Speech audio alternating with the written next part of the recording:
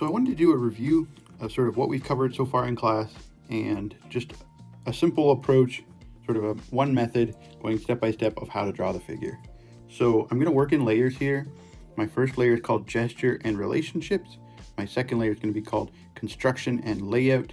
My third layer is contours, and then the last layer is modeling.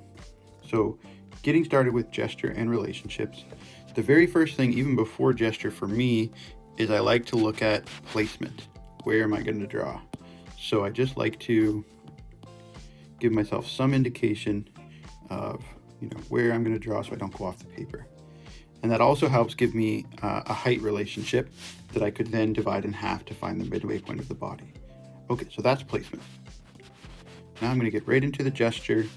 And for me, with this pose, this prop, the pole, is really important because that's what supports the pose. So I'm going to start there in the arm, and I'm going to look for the transfer of weight through the shoulders and into the hips. Now, that doesn't have to be the line of action. You could do the spine or the legs. I just chose to start with the pole because that's sort of really integral to the pose. But now that I've got that, I'm going to be looking at the spine and the curvature of the spine, how the weight is transferring into the pelvis.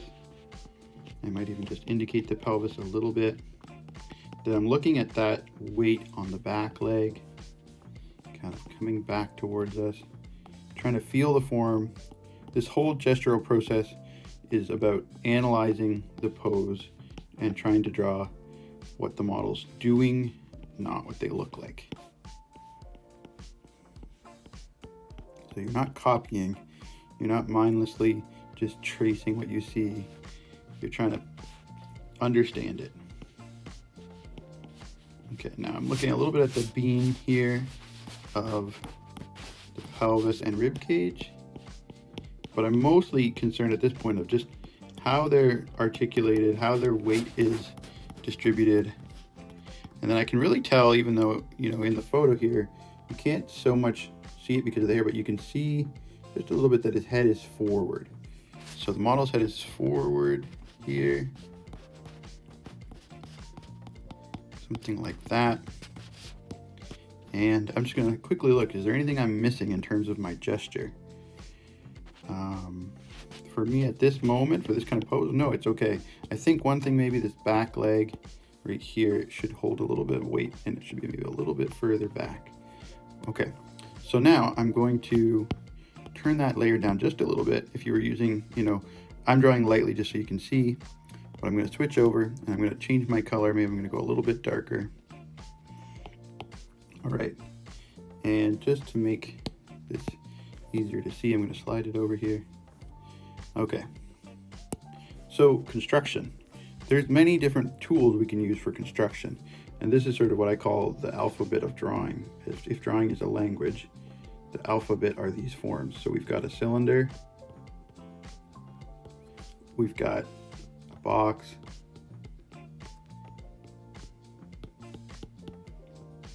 and we've got a sphere with an ellipse. Ellipses are very important, same with on the cylinder, and possibly a cone. Now we probably won't use a true cone all that often in figure drawing, but tapered shapes for sure. So there's no right or wrong which one of these mass concepts you use. That's another way to say it, mass concept, or for me, alphabet of, the shape alphabet or the form alphabet. It depends on the pose. And you just have to analyze these and apply them until you feel comfortable choosing one or the other. But it is important to choose a mass concept, something simple.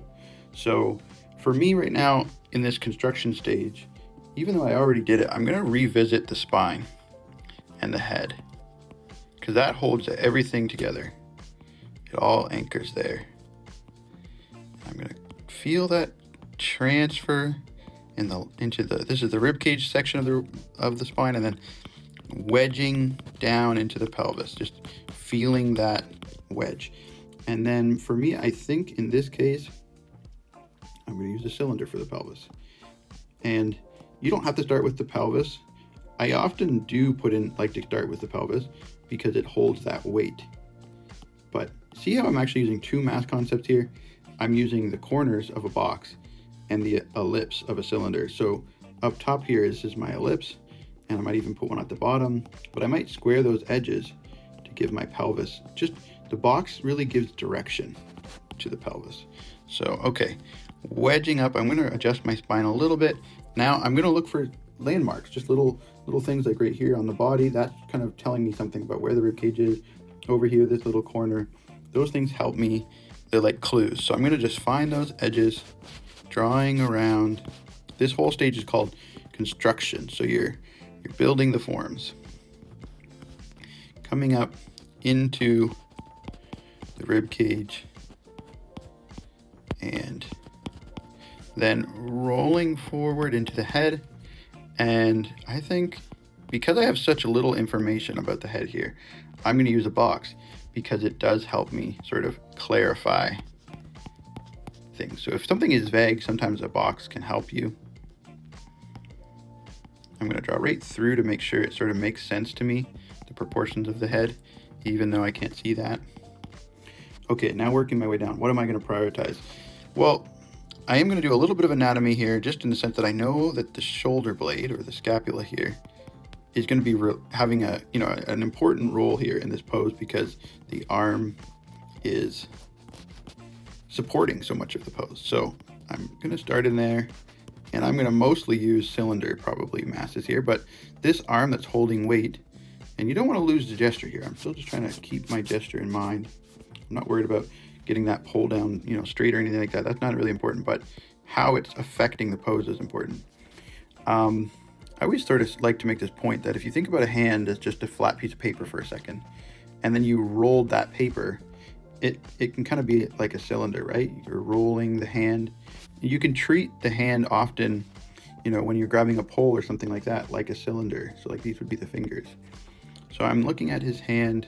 That's really important to me to get down, because that's going to affect the wrist and the arm. So the lower forearm here is kind of a cone, a little bit.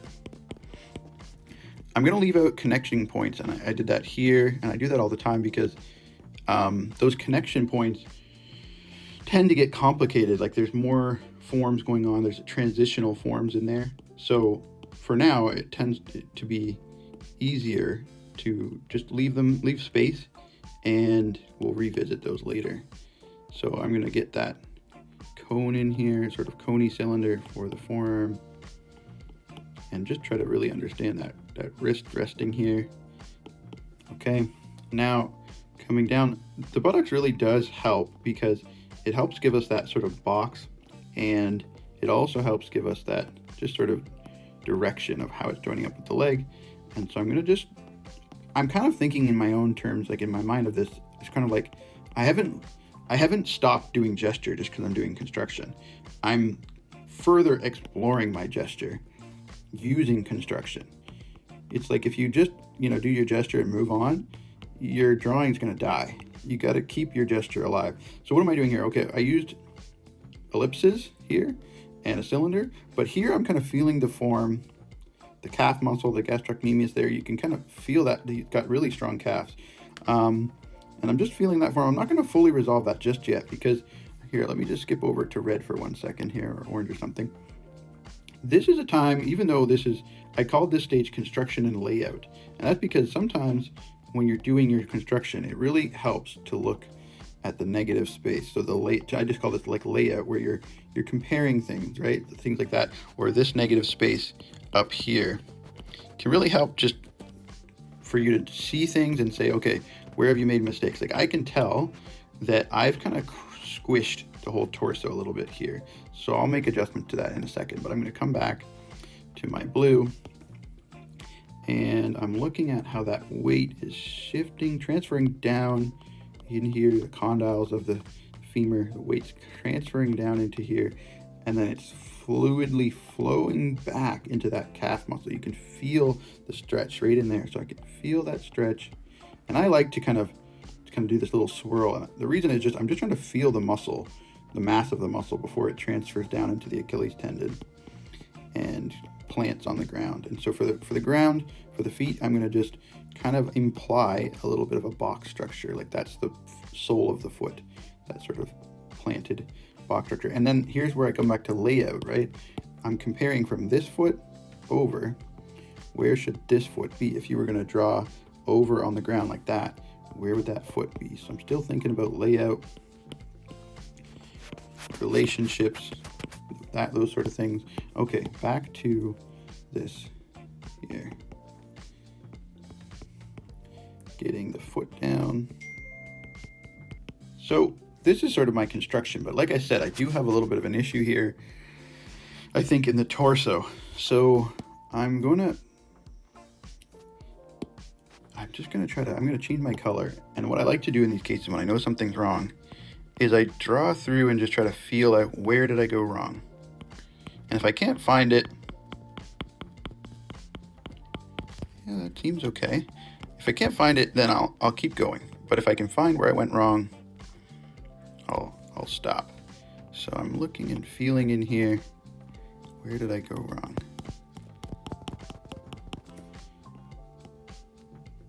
Yeah, I do feel like there is something wrong in here.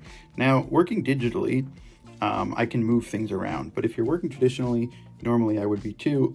In this case, the best thing to do is to get out your kneadable eraser and just lighten it up and just make the adjustment. Don't keep drawing when something's wrong. So all I'm going to do here is move my drawing just a little bit. I think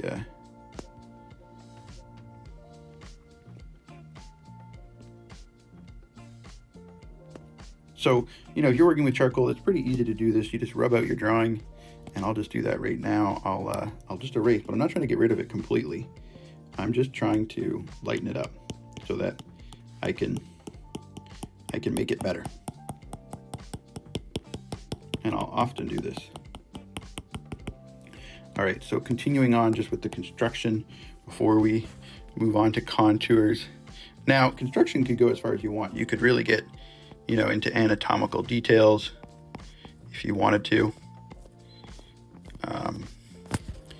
But I think for me, I don't need too much more than this before I'm going to start getting into contours. I am looking a little bit at the scapula in here, or the shoulder blade. Scapula is sort of just a wedge like that. Kind of think of it like a pizza slice maybe with the crust at the top. It doesn't look exactly like that, but I think those kind of ideas, like thinking about a pizza slice, really help to remember it. So the best thing to do is to try to find a skeleton or pictures online and just practice drawing it, and you'll learn it. Okay. So I am thinking a little bit more about anatomy now.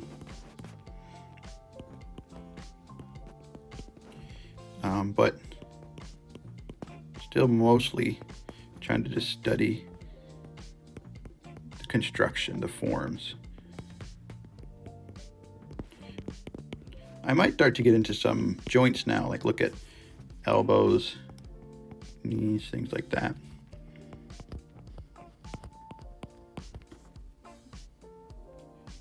Now I can tell I've kind of made an error here. People often, like we discussed, you know, which way should the ellipse face? Should it go, you know, this way? I did it this way. And what that implies is that it implies that his arm is coming back at us, right? But it's actually not, now that I study it. And that's normal. Like as you're drawing, you're going to learn things about the pose, like as you go. And I can now see that this arm up here is pointing away from us. So I've done that wrong. So I'm going to adjust that right now. And this is a question I always have to ask. It's like, which direction is that form going in? You know, it's not always clear right away, and they're just little subtle changes of how you put that ellipse. Okay, looking at that weight again.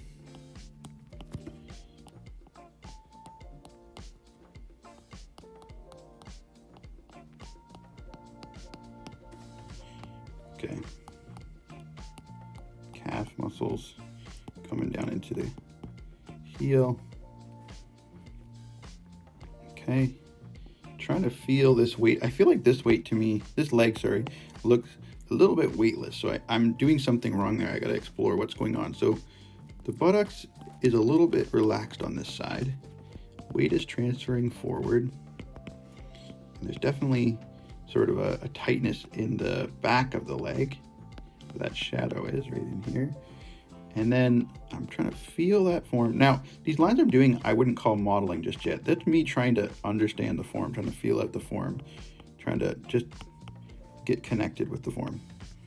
And as I do that, I might sort of learn things about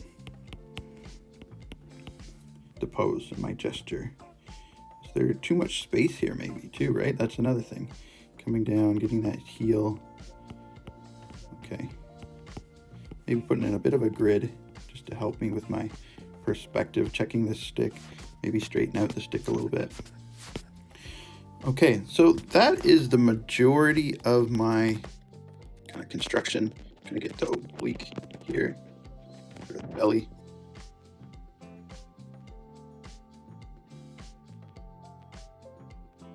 Okay, so now contour. I'm gonna switch over to a darker blue here and maybe make my line a little bit finer.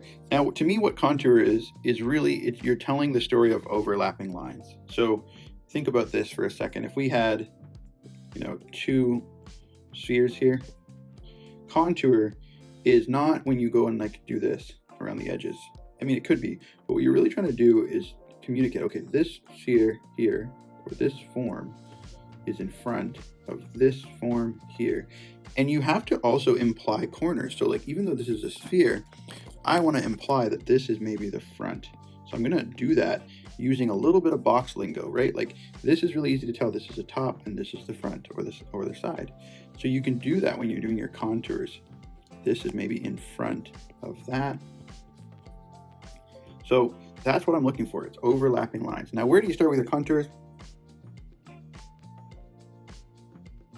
I would probably still start with areas that maybe feel less resolved, or that need some attention, or maybe feel like a focal point. For me, I think I'm going to start with, I'm just going to turn my gesture down a little bit. So if you're doing this by hand, I'd probably use a kneadable eraser. I'm probably going to start here in the torso. And so, okay, right in here in the buttocks, if you can see my cursor, there's these two forms here, right? These bumps. The more you learn anatomy, the better. But at the same time, you want to really just analyze what form is in front of what. And so you can see very subtly that this line of the oblique is in front of this line here, the skin here, which is probably the edge of the latissimus dorsi coming up. It's coming up and it's hitting the scapula. And then we've got, and this is the, deciding what is lat and what is teres is always a little bit tricky, these teres muscles in the scapula, but I'm analyzing it, and I don't think it matters if you're, I mean, the better you get, maybe the more it matters that you're perfect with those things. But the main thing here, if you're not interested in anatomy, is you really want to just pay attention to what form is in front of the other. And maybe you don't have to follow what it actually is doing, but you can, manipulate it in a way that it reads. And that's what's so important, is that your drawing reads. Meaning, when I say reads, it means it's clear, it's understandable, it makes sense. When someone looks at it, they're like, wow, that person really understands the body. You're communicating it. At least that's sort of what I'm going for. I know, to me, this is an analytical figure drawing approach. The art side of it, is not so much about analyzing. To me, maybe it's about, your emotional response. But all these analytical things are kind of tools for assisting you. And if you learn them, they can kind of become almost like autopilot. You understand the figure, and then you're just trying to respond like as immediately as possible. So these are my contours. Another thing I think about with contours is hard and soft, curved and straight. So, what are soft forms and what are harder forms? This tension on the calf muscle that comes down, and maybe it's kind of running into the calcaneus here at the bottom. And then again, I'm gonna I'm gonna use a concept, right? I'm using concepts to clarify. So I'm gonna really imply a corner here when I sketch in the contours of the foot. And I can see way down in there that the muscles that come under, I don't remember the name of these muscles, but I think the big toe is the hallucis, and this is one of the hallucis muscles. I'll have to review it. But just that there is an overlap there. And kind of coming forward into the toe. Still, just like I said about gesture, that I haven't abandoned it. I haven't abandoned gesture now, and I also haven't abandoned construction. I'm thinking about building the forms, understanding the forms. So coming in here, the gastrocnemius and the soleus in there, the calf muscles coming back, and then we have our ligaments running down the front. Okay, now so the bicep femoris back here, and a lot of people call that the hamstring. And I'm still refining my contours, refining my forms. I'm not paying attention to light and shadow at this moment. Feeling that tension from the gastrocnemius, this calf muscle comes down. We've all felt it or heard about it, to the Achilles tendon. That tension is very tight, like a tight elastic band. And then again, I'm using a box concept, this concept right here, when I draw that foot to imply a corner, that it's solid. Feeling the fibula here on the edge, coming down into the toes. Now, again, I'm kind of thinking about force, like we get bulges, right, on our muscles when it's contraction.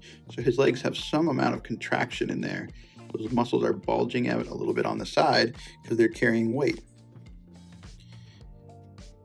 So the kneecap into the thigh. I do still like to put, wrapping lines in here every once in a while to help me. I need them for myself. I need them they might not, make the drawing better, but I need them to feel my form and get my contours. I like to revisit things. So I'm revisiting the buttocks and maybe the lumbar, the sacrum in here, this triangle right here in the body. Feeling that, maybe revisiting the spine a bit as it runs up. Body. Up here, the 7th vertebrae at the neck, we can't really see it, but it would be under that hair there. Now, I want to revisit the rib cage, feel this form, get my corner of my ribs. And again, I still, sometimes when you make a mistake, you don't, it's not necessarily, sometimes you have great drawings. To me, I'm still got something going on here in this torso pelvis area. There could have been maybe just a little bit more space for me. But it's okay. And I'm okay with that. If I was trying to do an illustration, I might redraw it, but that's life drawing. That's the beauty of it. You move on to the next pose. Okay, the deltoid up here, or the shoulder muscle. What I'm really thinking about more so than what it looks like is I'm trying to tell that story by sort of emphasizing the fact that the weight is on that shoulder. So I want this direction, this angle from shoulder to shoulder to really be prominent. And I'm okay with maybe drawing the arm a little bit bigger, the shoulder a little bigger to tell that story. Maybe even bringing out the shoulder blade a little bit, bringing out the deltoid just a little bit. That's important, right? That's the pose. The pose is about this lean on this stick. When I think about what is the pose about, I'm not really thinking what is the meaning of the pose? It's more like the pose is about this post, right? And it's about putting your hand on your hips. It's about what he's doing. So it doesn't have to be esoteric. All right, the elbow here, the olecranon process, that bulgy thing that we call our elbow. I'm just going to gesture in the hands, still thinking about them as a math concept. I don't know that I want to, really do too much more with this hair, but if I was going to, I would try to still imply that box and look at the relationships of the hair. So when I say imply that box, I might, make it a little more square than it is. Okay, now finishing off that arm that I was saying is going away from us. coming to the elbow. Looking for overlaps. And forearm. Okay. So that's my main contour at this point. You know, I'm not going for perfectly finished drawing. This is just, you know, maybe what you'd have time to do in life drawing. In terms of modeling and shadows, I'm not going to get too much into it here, but we do have light coming from this direction, right? And if you use a cylinder, it's very, you know, a pretty simple concept. You have a core shadow running down that cylinder. This side's in light, this side's in core shadow, and you might get a little bit of reflected light. So knowing that, you can maybe go through and pretty quickly just sort of block in some shadow tones, but those shadows follow the contour and follow the form. So I'm going to use them to bring out my form. We've got some core shadows running down the back with a little bit of reflected light.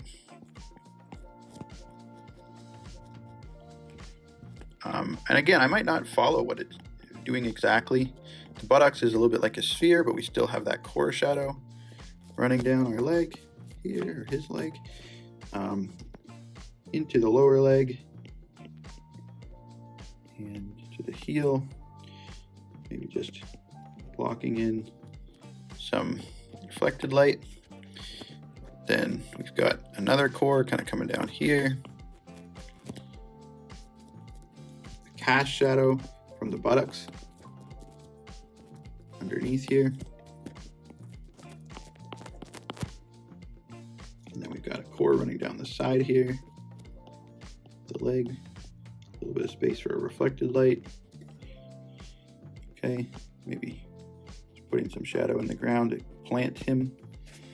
A little bit of a shadow on our prop here.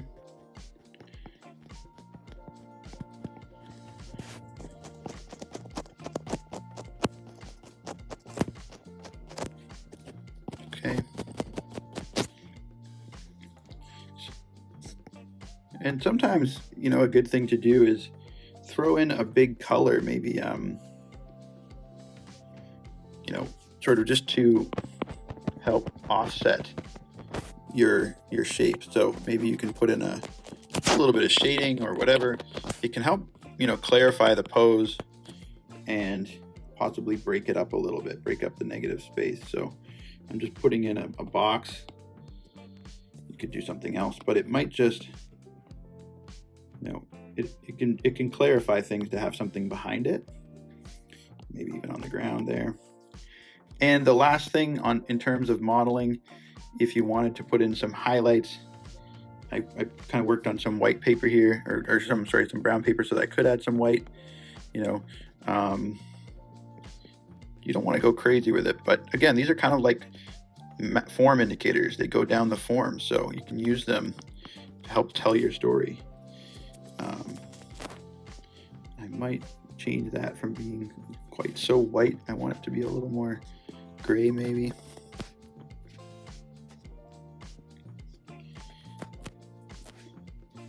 We've got just little bits of light kissing some areas in here, kissing some areas in here. So, okay, that's my sort of review of what you might want to try to aim for in a 15-minute pose. This took me longer because I was talking, but 10-15 minutes.